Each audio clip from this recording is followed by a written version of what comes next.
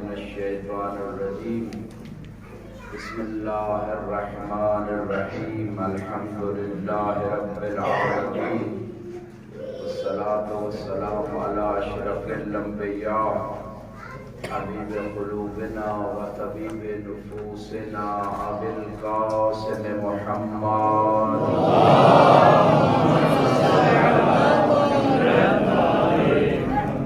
وعلى آله الطيبين الطاهرين المعصومين المنتخبين المنتجبين واللعنة الدائمة على أعدائهم أجمعين رب زدني علما رب اشرح لي صدري ويسر لي أمري واحلل عقدة من لساني يفقهوا قولي حسبنا الله ونعم الوكيل نعم المولى ونعم النصير أما بعد فقد قال الله سبحانه وتعالى في كتابه المجيد بسم الله الرحمن الرحيم إذ قالت الملائكة يا مريم إن الله اصطفاك وطهرك واصطفاك على نساء العالمين صلوات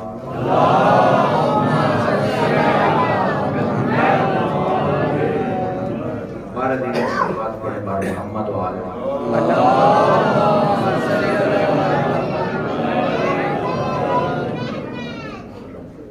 سب کی حوائد کی برابری کے لیے مل کے صلوات پڑھیں بار محمد و آلہ مریضوں کی شفا یابی کے لیے بلند صلوات پڑھیں بار محمد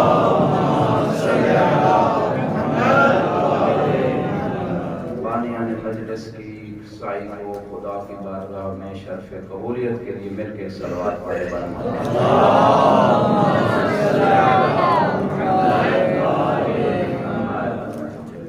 ملائکہ نے کہا اے مریم اللہ نے آپ کو چنا اور پاکیزہ بنایا اور عالمین کی مستورات پہ آپ کو چن لیا اب سوال یہ ہے کہ ملائکہ نے جناب مریم کی شان کو مریم کے سامنے بیان کیا لیکن فاطمہ اسے کہتے ہیں کہ خود اللہ نے ملائکہ کے اندر فاطمہ کی عظمت کا اعلان کیا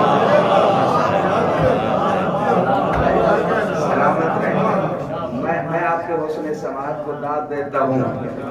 کہ آپ اشارے کو بھی سمجھ گئے کیونکہ کنایہ ابلغ من التصریح ہوتا ہے کنایہ میں دلیل ساتھ ہوتی ہے لہذا جب ملائکہ جناب مریم کی عظمت کا اعلان کر رہے تھے تو سننے والی فقط مریم تھی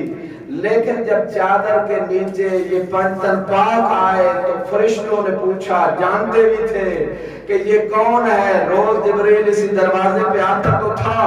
لیکن سوال یہ اہل علم کا مجمع اہل فضل بیٹھے ہیں میرا سوال یہ ہے پھر سوال کیوں کیا من تحت القصاء کون ہے چادر کے نیچے وجہ یہ تھی کہ وہ ہستیاں جمع ہو گئی تھی کہ جن کی کما حق و معرفت یا اللہ جانتا ہے یا یہ خود جانتے ہیں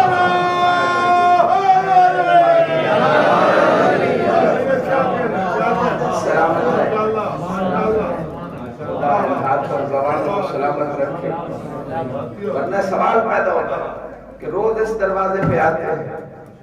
کیا وجہ ہے کیا نہیں پہچانتے تھے یہ کون ہے جبریل کو نہیں پتا تھا یہ کون ہے تو آج ہی میرے ذہن میں اس سوال کا یہی جواب آیا کہ جانتے تھے لیکن کما حق کو کمال معرفت نہیں رکھتے تھے اس لیے تو اللہ سے کہہ رہے تھے پروردگار تو ہی بتا سکتا ہے کہ یہ کون ہے لہذا ملائکہ نے جب تعارف کروایا جناب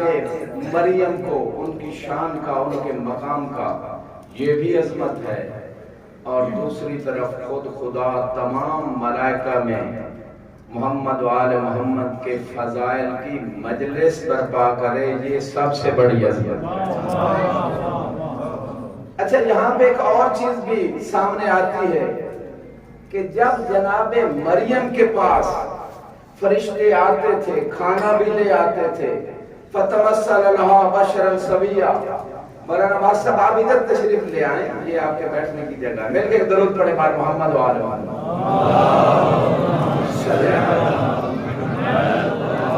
جو چاہوں گا جب فرشتے جناب مریم کی بارگاہ میں آتے تھے, یقیناً جناب مریم کی بڑی عظمت اور شان ہے, لیکن جب جناب مریم کی بارگاہ میں آتے تھے کسی روایت میں نہیں ملتا کہ اجازت لیتے تھے. بڑی توجہ چاہوں گا, بلکہ قرآن یہ تصریح کر رہا ہے فتمثل لها بشرا سویا, اور جناب مریم نے کہا میں تجھ سے پناہ مانگتی ہوں. اس کا مطلب یہ ہے کہ جناب مریم سے اگر اجازت مانگی ہوتی تو قرآن یہ جملے نہ کہتا کہ اگر تو تقی ہے تو میں تجھ سے الرحمن کی پناہ میں آتی ہوں. یہ کہنا بتا رہا تھا کہ جب مریم کے بارگاہ میں فرشتے آتے تھے تو اجازت کے بغیر آ جاتے تھے, اور جب فخر مریم کی خدمت میں آتے تھے تو دروازے پہ کھڑے ہو کے کہتے تھے انا خیاط الحسنین.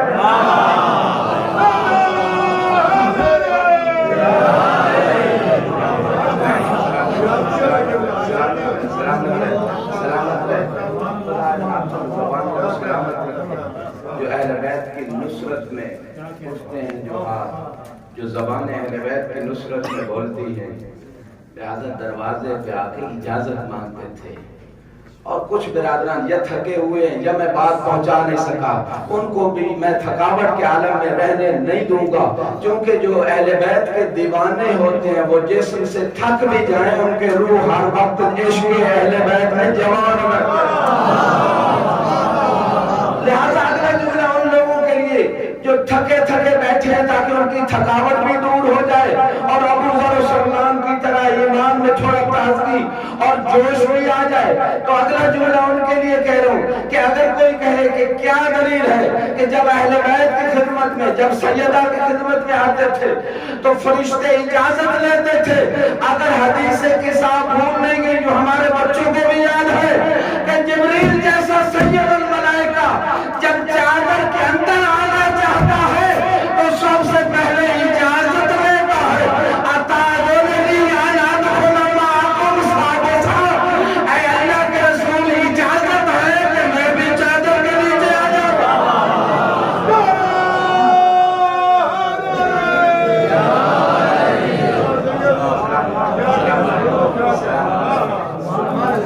مل کے نعرہ ہے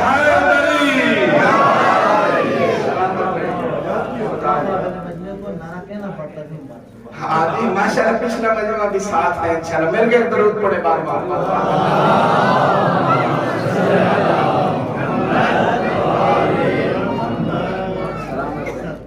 سلامت رہے, خدا ان ہاتھوں اور زبانوں کو سلامت رکھے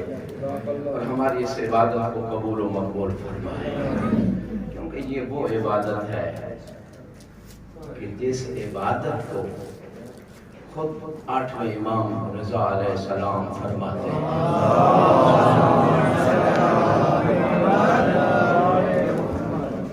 من جلس مجلسا یحیی فیہ امرنا, کہ جو ایسی مجلس میں بیٹھتا ہے جہاں ہمارے امر کو زندہ کیا جاتا ہے. لا یموت قلبہ یوم تموت القلوب, اس دن باقی لوگوں کے دل تو مردہ ہوں گے, یہ دل زندہ ہوگا. مل کے درود پڑھے بار محمد والے.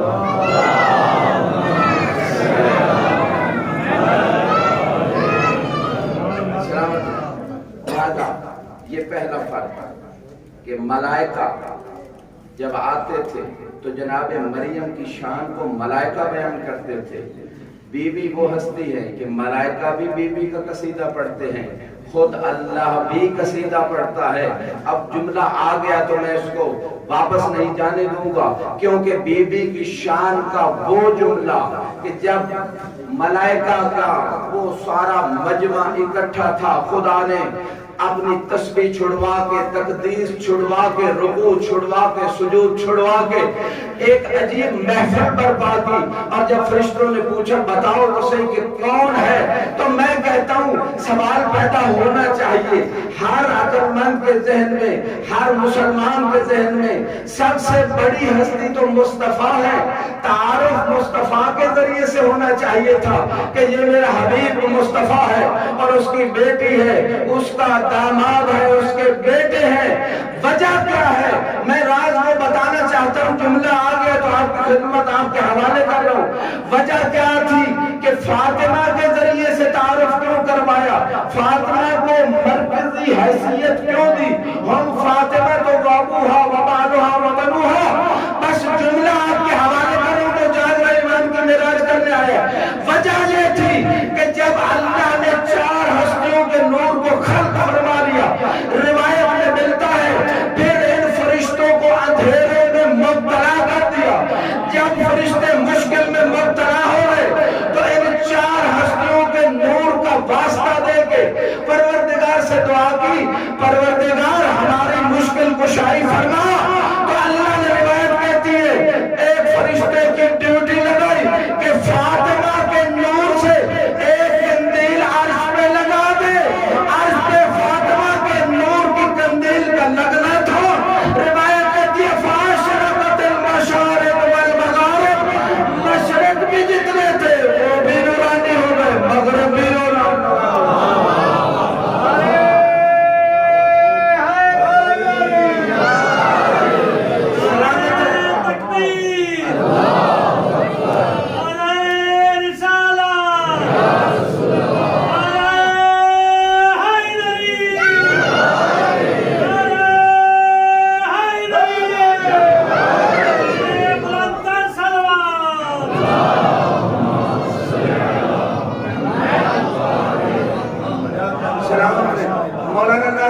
آپ نے اہل بیت کی نصرت میں نعرہ لگایا، یقیناً فرشتوں نے بھی نوٹ کیا، زمین بھی گواہ بنے گی روز قیامت، خود اللہ بھی گواہ۔ چونکہ علی کا نام لینا ایسی عبادت ہے، رسول کا ذکر بھی ہو جاتا ہے، اللہ کا ذکر بھی ہو جاتا ہے۔ سلامت رہے۔ تو وجہ یہ تھی کہ فاطمہ سے کیوں تعارف کروایا۔ مولانا کاشف صاحب یہ بات آپ پہ مکشوف ہے لیکن میں پھر کشف کر رہا ہوں۔ تو بات یہ ہے اس مقام پہ، وجہ یہ تھی کہ آپ ہم سب جانتے ہیں کہ جیسے بندے کی وجہ سے ہماری اگر کوئی مشکل کشائی ہوئی ہو، ہم اور لوگوں کو تو بھول سکتے ہیں لیکن اس بندے کو نہیں بھولتے کہ جس کی وجہ سے ہماری پریشانی دور ہوئی ہو۔ لہذا ملائکہ کو اس وقت اس عالم میں جب وہ مشکل کشا، جب وہ مشکل میں تھے، کیونکہ فاطمہ کے نور سے مشکل کشائی ہوئی تھی، اللہ کو پتا تھا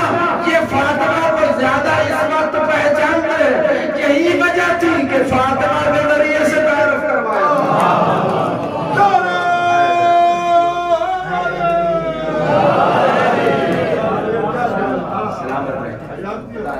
زبانوں کو سلامت رکھے۔ بس کئی معیار اللہ نے قرآن میں کسی کی افضلیت کے قرار دیے ہیں، ان میں سے پہلی آیت یرفع اللہ الذین آمنوا منکم والذین اوتوا العلم درجات، کہ خدا آپ میں سے جو مومن ہیں اور جن کو علم عطا کیا گیا ان کے درجات کو بلند کرتا ہے۔ اس کا معنی یہ ہے کہ ایک معیار ایمان ہے اور دوسرا معیار علم ہے درجات کی بلندی کے لیے۔ یقیناً جناب مریم کے پاس علم بھی تھا، ایمان بھی تھا، لیکن فاطمہ تیرے کیا کہنے اس شوہر کی زوجہ ہے جو خود کل ایمان۔ میں اگلا جملہ عرض کر دیتا ہوں کہ جناب فاطمہ کے ایمان کا اور مقام کا کیا کہنا کہ جناب فاطمہ، جیسے کہ حدیث مشہور ہے کہ بیٹی باپ کے لیے رحمت ہے، بیٹوں کے لیے جنت ہے، شوہر کے لیے نصف ایمان ہے۔ اس فاطمہ کا کیا کہنا جو اس کل ایمان کے لیے نصف ایمان ہے کہ جس کے اوپر ایمان لائے بغیر، شیخ سلوک کی روایت کہ جس علی پہ ایمان لائے بغیر نہ اللہ کی وحدانیت کا ایمان قبول ہوتا ہے۔ مصطفیٰ فرماتے ہیں یا علی ان اللہ لا يقبل ایمان عبد حتی یقر بولایت اللہ ویتبرأ من اعدائک۔ اے علی، اللہ اس وقت نہ ایمان پر توحید قبول کرتا ہے، نہ ایمان پر رسالت، نہ ایمان پر معاد، کوئی ایمان قبول ہی نہیں ہوتا جب تک کہ آپ کی ولایت کا اقرار نہ کر لیا جائے، آپ کے دشمنوں سے بیزاری کا اظہار نہ کر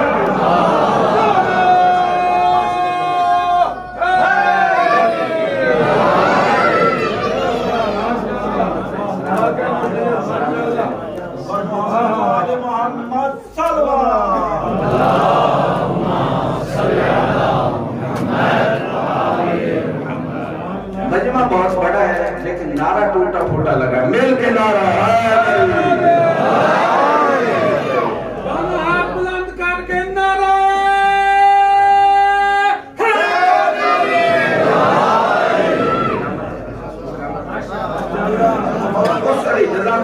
اس علی کی زوجہ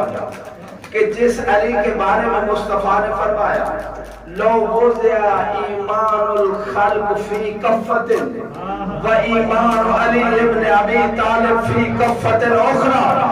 لرجحا ایمان علی ابن ابی طالب، کہ اگر پوری کائنات کا ایمان ایک طرف رکھ دیا جائے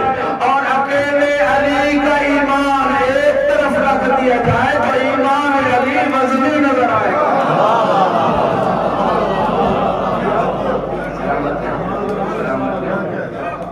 جس کا ایمان پوری کائنات کے ایمان سے وزنی ہے، جس کی ایک ضربت عبادت ثقلین سے افضل ہے،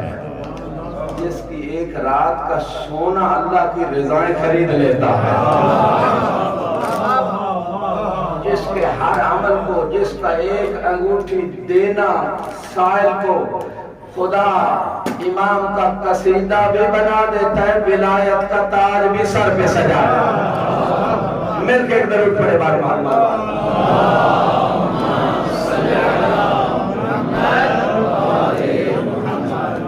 ایمان کے اعتبار سے دیکھیں تو وہ بھی جناب مریم سے افضل، علم کے اعتبار سے دیکھیں تو جناب مریم سے جناب فاطمہ افضل ہیں۔ کیوں نہ افضل ہوں کہ جس کی بیٹی کو سید ساجدین نے یہ لقب دیا عالمہ غیر معلمہ فاہمہ غیر مفہمہ، جس کی بیٹی اتنی بڑی عالمہ ہو کہ کسی سے تعلیم لینے کی جسے ضرورت نہ ہو تو فاطمہ خود کتنی بڑی عالم ہوگی۔ لہذا اس مقام پہ یوں بھی کہہ دوں، مولانا رجب صاحب جملہ آپ کے حوالے کرو، یوں بھی کہہ دوں کہ علی جیسے امام کی زوجہ جناب فاطمہ، جس کو مصطفیٰ نے اللہ کے حکم سے اگر علی نہ ہوتے لو لم یخلق اللہ علی ما کان لفاطمہ کفر، یعنی اگر میں یوں کہہ دوں کہ امامت کے علاوہ جو مقام علی کا تھا، علم کے اعتبار سے، حلم کے اعتبار سے، شجاعت کے اعتبار سے، عبادت کے اعتبار سے، ہر چیز سے فاطمہ علی کی ہم ساتھ تھی۔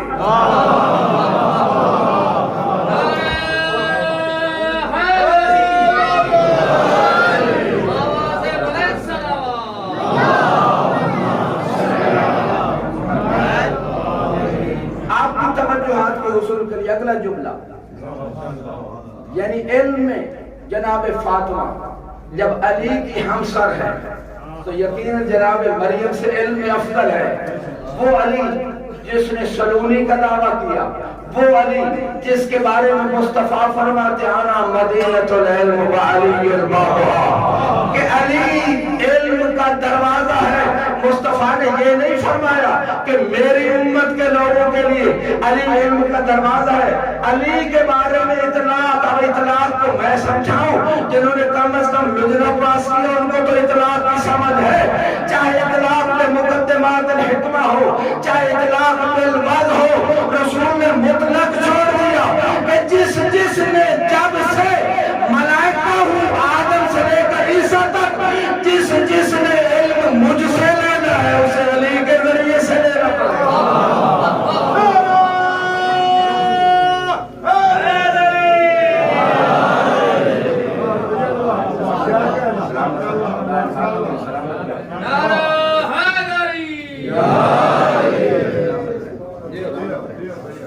कुफ वाली हदीस से, कुफ वाली हदीस से मौलाना आसिफ साहब ज्यादा परेशान होने की जरूरत नहीं है, क्योंकि जो इस दर पे आ जाता है उसकी दुनिया की परेशानियां भी खत्म, आखिरत की परेशानियां, उसे परेशान होने की जरूरत नहीं है। लिहाजा बस मैं जुमला ये कहना चाहता हूँ कि कुफ के जुमले में वो तमाम फजीलतें जो अली को मिली, सिवाय बाज तखसीसात के, मौलाना कैसर साहब खुदा आपको सलामत रखे, वो तमाम फजीलतें जो अली को मिली वो फातिमा को मिली। तो कहना ये चाहता हूँ कि जनाब मरियम के हवाले से हम जितने भी कुरान की आयतें पढ़ ले, हम जितने भी फजाइल बयान कर ले, फिर भी जनाब मरियम जब जन्नत में जाएगी तो एक जन्नती औरत तो उन्हें कह सकते हैं, यानी किसी ज़ईफ रिवायत में भी नहीं मिलता कि जन्नती औरतों की सरदार है मरियम, लेकिन ये जरूर मिलता है कि मुस्तफा ने फरमाया या फातिमा अन्त सय्यदतुन निसाए अहलिल जन्नह, कि जन्नत की औरतों की सरदार मेरी बेटी फातिमा है। तो मुझे कहने दीजिए कि जन्नत में भी मरियम की सरदार फातिमा होगी।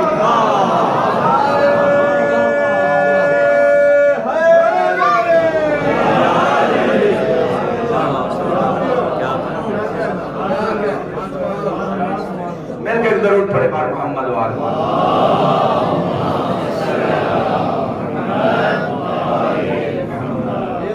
और एक और इसी नुक्ते पे जनाब मरियम से फातिमा अफजल, इसी नुक्ते पे एक और हदीस, फातिमा बज़अतुम मिन्नी, वो तो कुफ वाली हदीस थी, ये बज़अतुम मिन्नी। सुनते हम हमेशा रहते हैं, पढ़ते हैं, लेकिन थोड़ा सा बंदा नाचीज का इल्तिफात कि जो खुसूसियात जुज़ में होती है, जो कुल की खुसूसियात वो जुज़ में भी होती हैं, जुज़ की खुसूसियात कुल में होती है। ये नहीं कह सकते कि भाई जुज़ में तो कुछ और खुसूसियात हैं,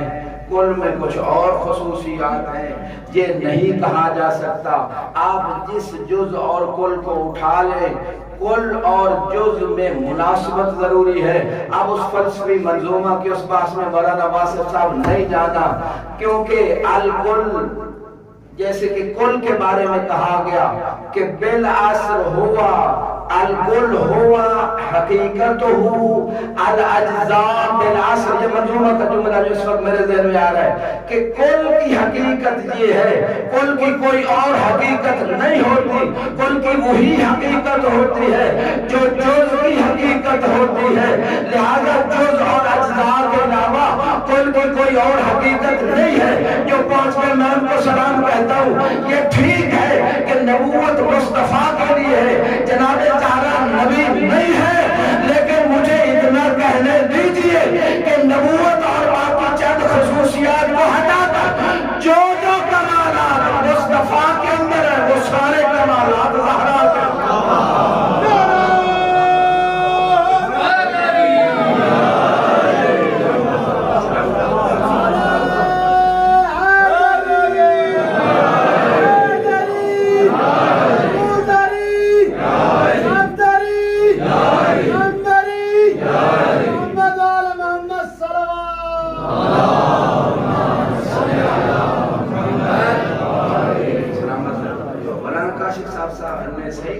पिछले हज़रात है ना, थोड़ा वो फकत सुनते हैं, दरूद में काम शामिल होते हैं, नारे में काम शामिल, पिछलों का भी जैसे खैर बरकत में मौलाना से सब करें, आगे भी इनको थोड़ा कर दें, दरूद भी पढ़ते हुए थोड़ा आगे तशरीफ ले, सल्लल्लाहु अलैहि वसल्लम,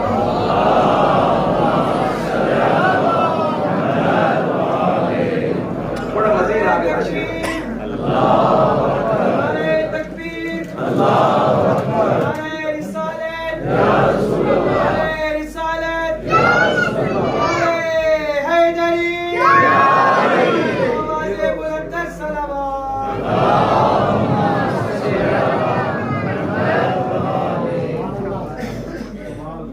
सियालकोट में पैदा हुए मौलाना कैसर साहब जानते हैं, सब हम जानते हैं इंशाल्लाह। सियालकोट में डॉक्टर इकबाल पैदा हुए और क्या फिक्र दी। लाहौर में मोची दरवाजे में आयतुल्लाह हायरी उस वक्त दर्स तफसीर देते थे, जब उनके दर्स में गए تو آنکھیں کھلی، کہا میں کہاں تھا؟ لہذا جب آنکھیں کھلی تو سرچ اور ریسرچ کی، جب ریسرچ کی تو نتیجہ یہ دیا کہ مریم از یک نسبت عزیز است، زہرا سے نسبت عزیز است، کہ مریم بھی عزیز ہے لیکن مریم ایک نسبت سے عزیز ہے چونکہ ایک نبی کی بیٹی ہے، لیکن زہرا تیرا مقابلہ کون کرے، تو تین جہتوں سے عزیز ہے، سید الانبیاء کی بیٹی ہے، سید الاوصیاء کی زوجہ ہے، سیدہ شباب اہل جنت کی ماں ہے۔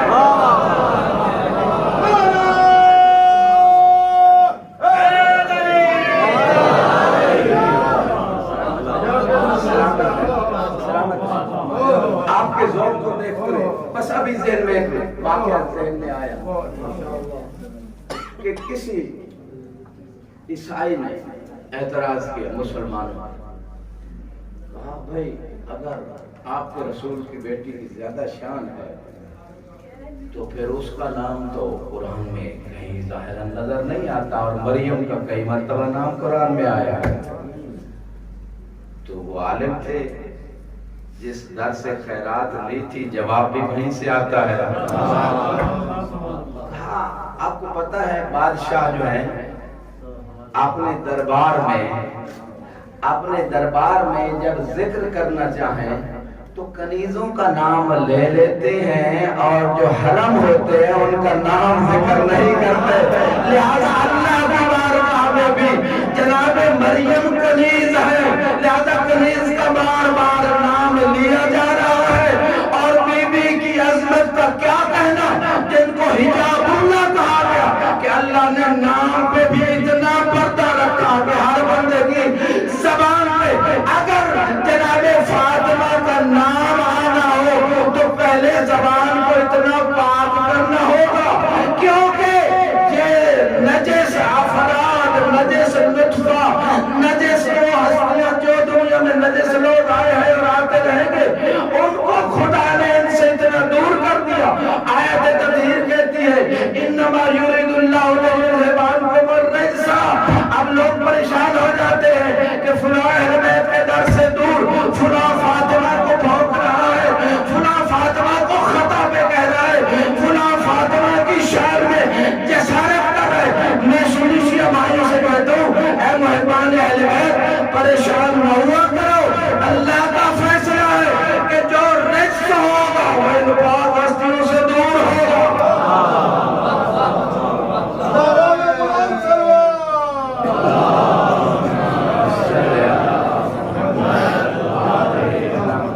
برعظمت سیدہ فاطمہ زہرا بلند تر سلام۔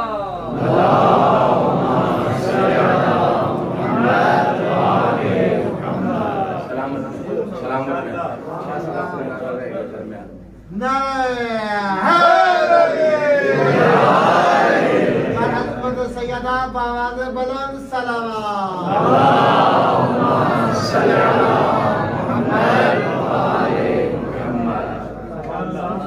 اور یا علی کرنے کی ہمیں عبادت سمجھ کے عادت ڈالنی چاہیے، کیونکہ ہر مقام پہ ہمیں یا علی کہنے کی ضرورت دنیا میں بھی پڑتی ہے اور حشر میں، قبر میں، موت کے وقت بھی پڑے گی۔ لہذا یہ عادت ہوگی تو آسانی سے کہہ دیں گے یا علی مدد۔ محسن میری رحت میں وہ منظر عجیب تھا جب میں نے خود علی سے کہا یا علی۔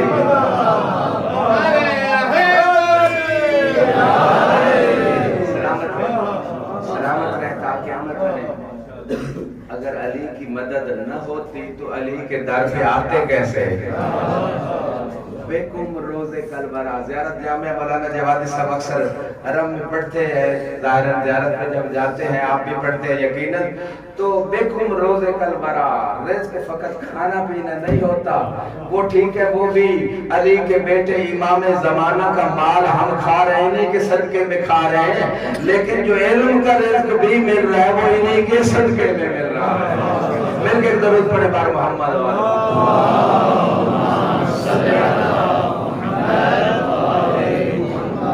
دنیا میں سرداری فاطمہ کی، آخرت میں سرداری فاطمہ۔ بس آخری روایت اور زحمت کو تمام کر رہا ہوں۔ بہار الانوار تفسیر قرآن جلد نمبر 8 بہار الانوار صفحہ 52 پہ ایک روایت ہے، جابر نے کہا مولا کوئی اپنی جدہ کے بارے میں ایسی کوئی فضیلت سنا دے کہ جب میں آپ کے شیعوں کو سناؤں تو وہ خوش ہو جائے۔ کیا کہنے جابر کے کہ جابر کو بھی بڑا اس بات کا اشتیاق تھا اور اس بات کی محبت رکھتے تھے کہ کم از کم میں کسی اور کو فاطمہ کے فضائل نہ سنا سکوں تو شیعوں کو تو ضرور سناؤں گا۔ لہذا مولا نے کہا، ایک لمبی حدیث ہے، بس میں آخری جملوں پہ آ رہا ہوں۔ مولا نے وہ روز قیامت جو بی بی کی شان جس شان سے آئے گی وہ بیان کیا۔ بیان کرتے کرتے کہا جابر جب میری جدہ جنت کے دروازے پہ پہنچیں گی فَتَلْتَفِتُ وَرَاءَهَا، پیچھے مڑ کے دیکھیں گی، اللہ رب العزت کی آواز آئے گی، اے میرے حبیب کی بیٹی، جنت تو میں نے تیرے سپرد کر دی، پھر پیچھے کیوں دیکھ رہی ہو؟ جو جاگنے میں کے لیے آخری جملے ایمان کی معراج کے لیے پیچھے مڑ کے کیوں دیکھتی ہو؟ تو بی بی نے کہا اپنی شان کا میں سمجھتا ہوں بی بی نے جو جملہ بیان کیا، ٹھیک ہے آج ہم یہ جو مجلسیں برپا کرتے ہیں کوئی 1000 بندہ ہو 100 ہو کوئی فرشتے ہو 1,00,000 بندہ بھی ہو جائے، کیا کہنے بی بی کے، کتنا بی بی کو یہ بات پسند ہے اور اللہ کو بھی پسند ہے، کیونکہ سیدہ کی رضا میں اللہ کی رضا ہے۔ بی بی نے ایک جملہ کہا کہ آج چونکہ اولین و آخرین کی مجلس ہے، سارے جمع ہے، لہذا ان سب کے سامنے پروردگار میں چاہتی ہوں ان یعرف قدری، آج تو بتا کہ میری شان کیا ہے۔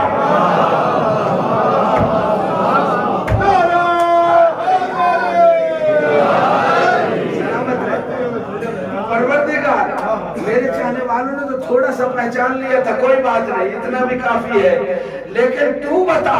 جو منکر تھے میرے، جو میری شان کے منکر تھے دنیا میں، آج بتا تو بتا کہ میرا مقام کیا ہے۔ تو پروردگار کہے گا اے یا بنت حبیبی، اے میرے حبیب کی بیٹی، انظری الی المحشر وارجعی الی المحشر وانظری من فی قلبہ لکے ولأحد من ذریتک محبت فادخلی ہے الجنہ۔ اے فاطمہ محشر میں نظر کیجئے اور دیکھیے کیا کہتے ہیں فاطمہ کے، نبی اور علی کے علم کی وارث فاطمہ، کف علی فاطمہ، بذات منی کا مصداق فاطمہ، یعنی اللہ بھی دنیا کو سمجھا رہا تھا، فاطمہ کو عام نہ سمجھ رہا۔ فاطمہ وہ ہے جو محشر میں اربوں خربوں لوگوں کے اوپر ایک نگاہ کر کے، ان کے دلوں میں نگاہ کر کے یہ جان سکتی ہے کہ کون ان میں میرا حقدار ہے۔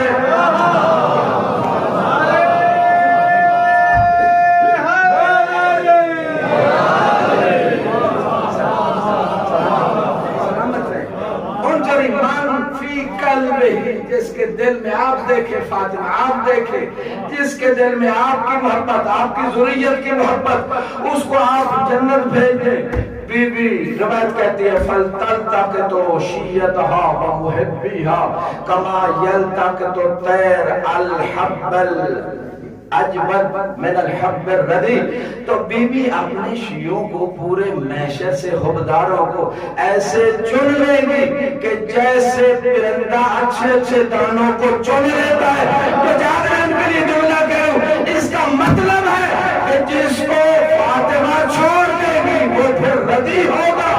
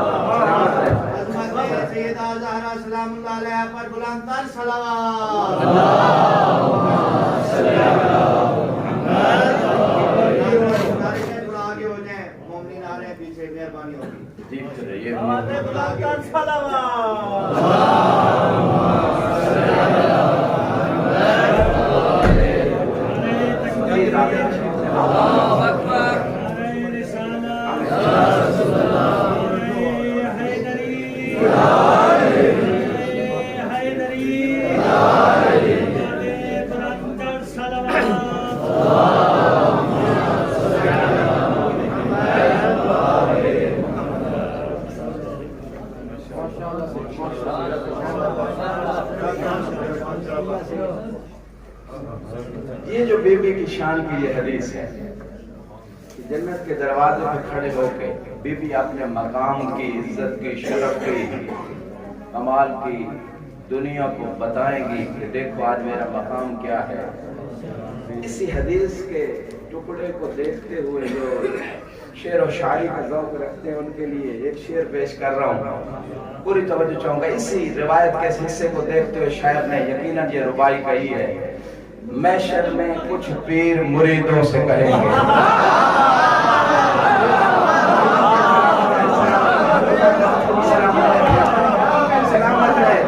محشر میں کچھ پیر مریدوں سے کہیں گے ہم خود ہیں پریشان تمہیں اپنی پڑی ہے۔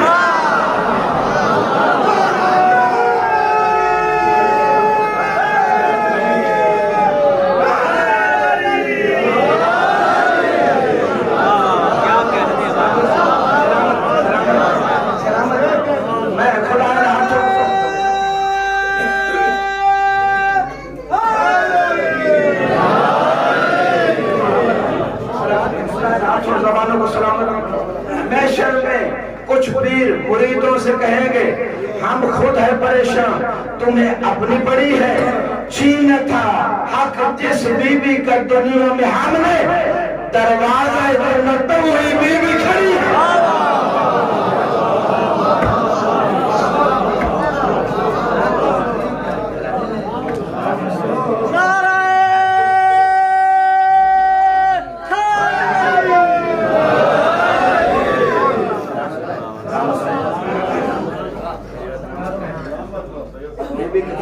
فدق میں بھی اس بات کی طرف اشارہ ہے،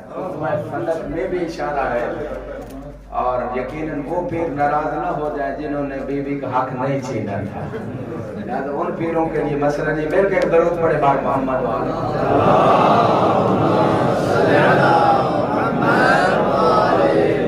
تو بی بی اپنے شیعوں کو، اپنے حوبداروں کو اچھے جانوں کی طرح، یعنی جو اس دروازے پہ آ جائے وہی اچھا ہوتا ہے، جو اس دروازے پہ آ جائے وہی اچھا ہوتا ہے۔ اور یہاں پہ مجھے ایک اور ربائی ایک اہل سنت شاعر کی یاد آ گئی، مل کے سلوات پڑھے پاک محمد۔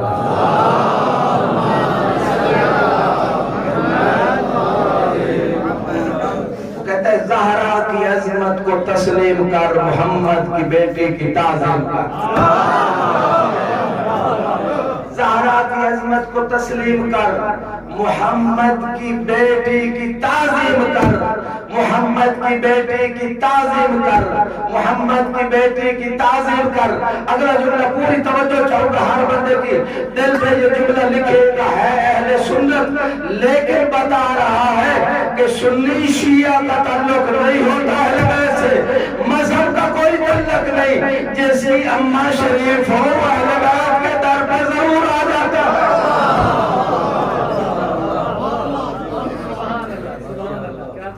کہا زہرا کی عظمت کو تسلیم کر، محمد کی بیٹی کی تعظیم کر، محمد کی بیٹی کی تعظیم کر۔ اور اگلا جملہ کہتے ہیں فاطمہ بے خطا ہے، فاطمہ بے خطا ہے یہ تسلیم کر، جو فاطمہ کو خطا کار کہے دراصل وہی خطا کار ہے، جو فاطمہ کو خطا کار کہے دراصل وہی خطا کار ہے۔ تو اس نے حقیقت بیان کر دی، لہذا بی بی نے شیعوں کو، حوبداروں کو چنا اور جنت کے دروازے پہ پہنچی، اور جب پہنچی تو اب روایت کہتی ہے کہ خدا ان حوبداروں کے دل میں ایک جملہ، ایک خیال ڈالے گا کہ اے فاطمہ کے حوبداروں ذرا پیچھے مڑ کے تو دیکھو۔ جب یہ حوبدار دیکھیں گے تو اس وقت خدا کی آواز آئے گی، یا احبائی اے میرے حوبداروں، لم تلتفتون وراءکم، کیوں پیچھے مڑ کے دیکھتے ہو؟ تو اس وقت ان کے دل میں بھی آ جائے گا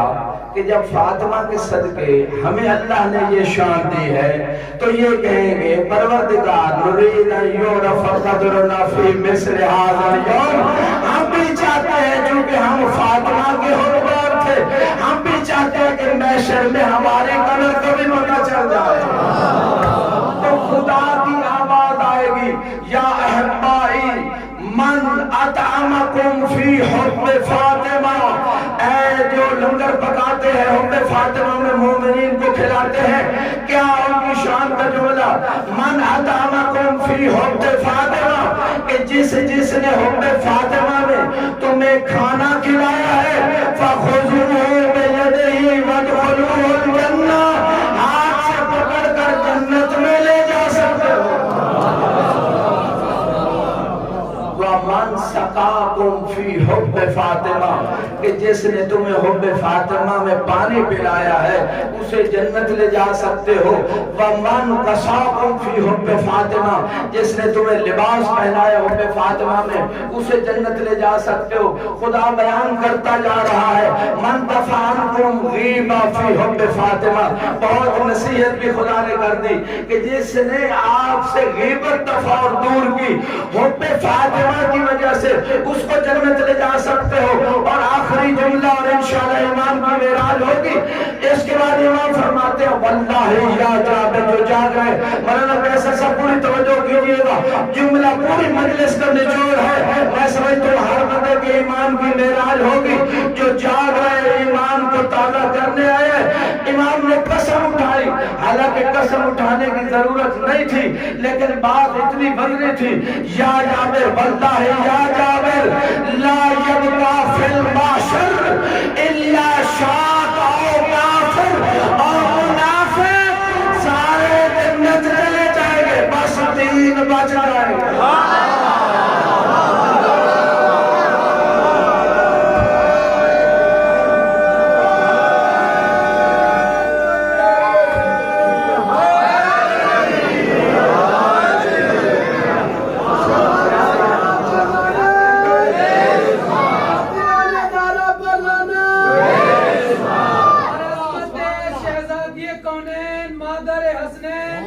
پیغمبر زوجہ حیدر باواز بلندر صلوات۔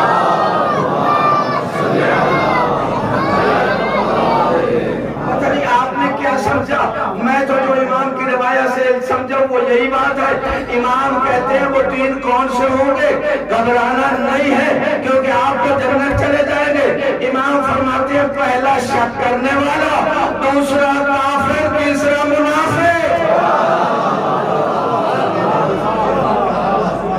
یعنی بس 3 قسم کے لوگ جہنم میں جائیں گے، جو اہل بیت کے مقام میں شک کرتا ہوگا وہ جہنم میں جائے گا، اور جو کافر ہوگا وہ جہنم میں جائے گا، اور جو منافق ہوگا وہ جہنم میں جائے گا۔ بس آپ کے ذوق کو دیکھتے ہوئے ایک آخری حدیث ابھی ذہن میں آئی، امام فرماتے ہیں، اور سورہ فرقان میں بھی ایک آیت ہے، لیکن اس آیت کے ضمن سے پہلے ایک روایت آپ کی خدمت میں عرض کرتا ہوں۔ روایت یہ ہے من شکا فی فضل علی ابن ابی طالب،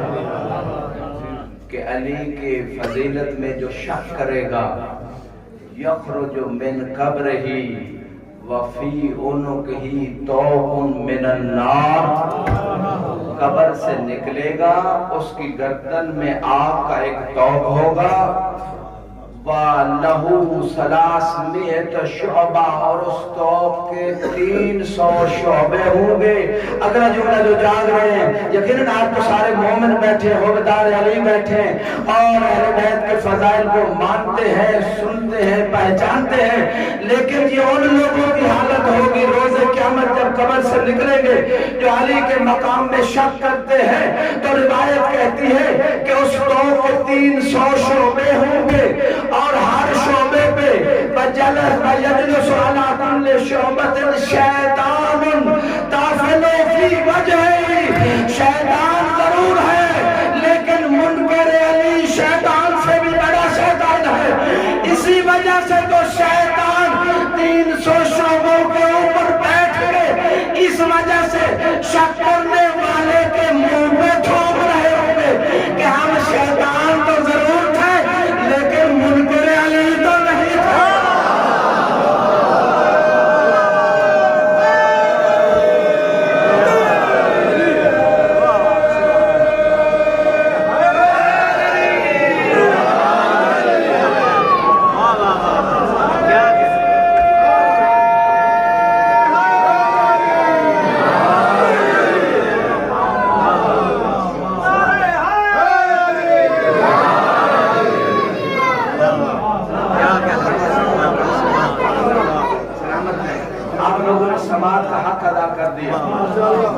زمین کی، فرشتوں کی، امام زمانہ کی، خدا کی گواہی ریکارڈ ہمارے روز قیامت ہو جائے کہ ہم سب اہل بیت کے ماننے والے ہیں، شک کرنے والے نہیں ہیں۔ گواہی کے طور پہ دونوں ہاتھ بلند کر کے نعرہ حیدر۔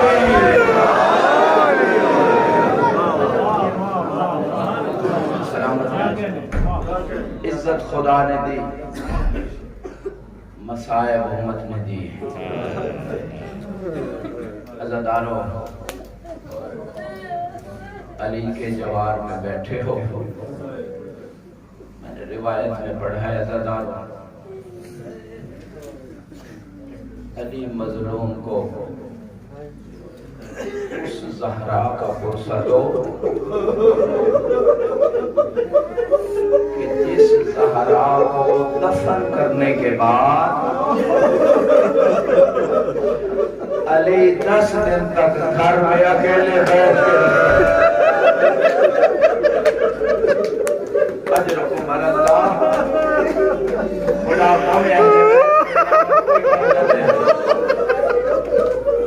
عزادارو شرم کر کے نہ رویا کرو،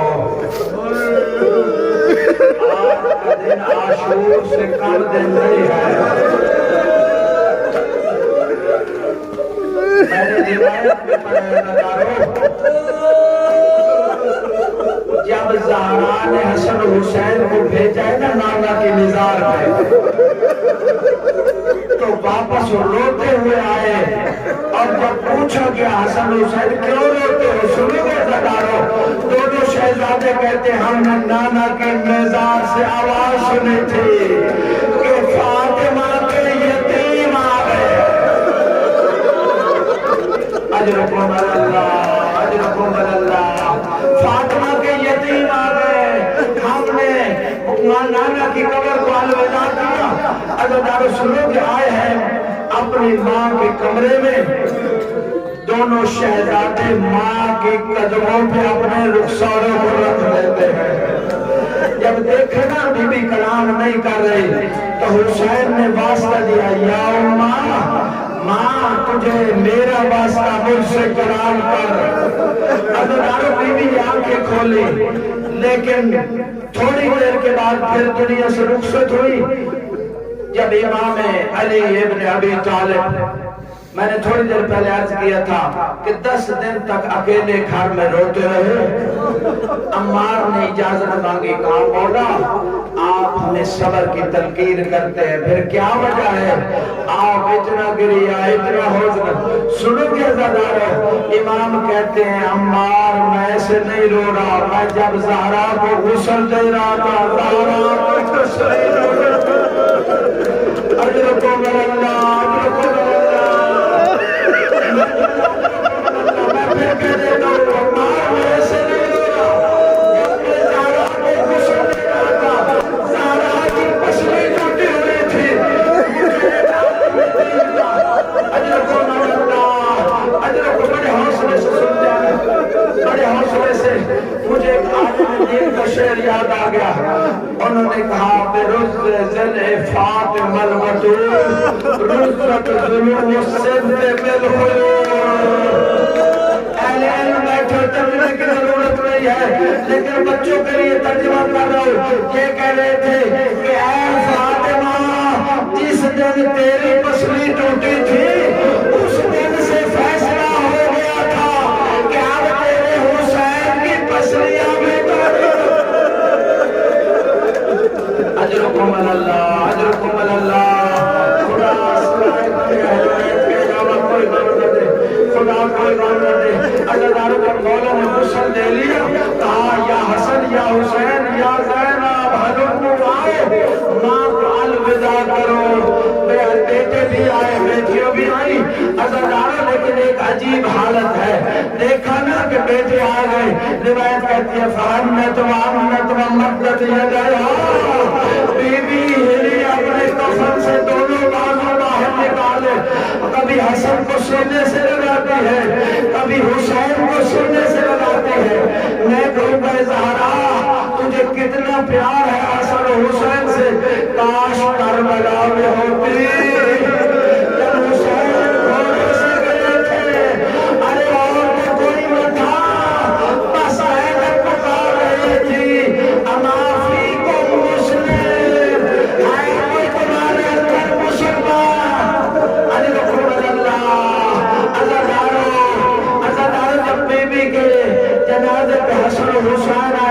میں کہوں گا بیوی آپ نے تسلی دی سینے سے لگایا، لیکن جب حسین کے آخری وقت میں زینب آئی، سنو کہ بیوی نے کیا کہا؟ انکل حسین، کیا میرا بھائی حسین تو ہے؟ سارا یہ تیرا لاڈلا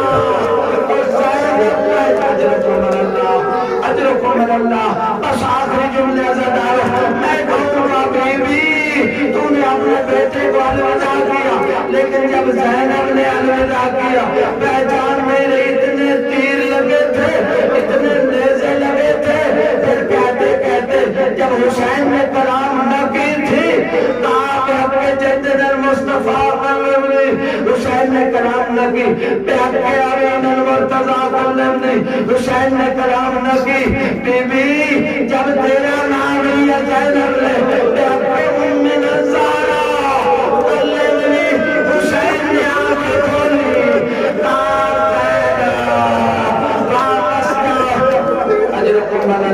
بس آخری جملے ازادار ہے، آخری جملے۔ بی بی آپ کا جنازہ رات کو اٹھا، آپ کو دفن کیا گیا، آپ کے جنازے میں شریک ہوئے علی المرتضیٰ، زینب کبریٰ، امام حسن حسین، سلمان و حسن، لیکن تیرے حسین کا جنازہ اٹھانے والا کوئی نہ تھا۔ 3 دن تک کربلا کی سرزمین میں پڑا رہا، اس لیے تو آخری وقت میں جب زینب نے دیکھا کہ زینب عابدین کے چہرے پہ موت گزرتی ہے، کعبے کا سجاد اتنا کیوں گھبرا گئے؟ سنو کے ازادار، امام نے کہا پھوپھی اماں دیکھتی نہیں ہو اشکیان